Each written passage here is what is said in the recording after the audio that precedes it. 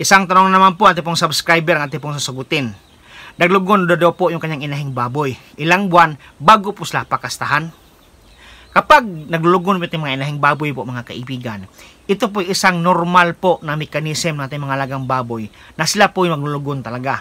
Ang kadalasan pong paglulugon ng mga inahing baboy, ito po yung nangyayari pagkatapos magwalay ng mga biik. Kaya po, pagkatapos pagwalay ng biik, ang atin pong ipapakain sa mga alagang inahing baboy ay ganun pa rin.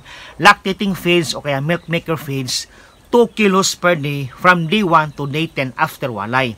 Nang sa ganon, mas madali po magkarecover yung katawan nating mga inahing baboy at saka kung maglulugon man sila ay hindi po ganun kagrabe po mga kaibigan. Kasi po, kapag yung mga baboy po ay naglulugon, sila po ay hindi po magpapakasta.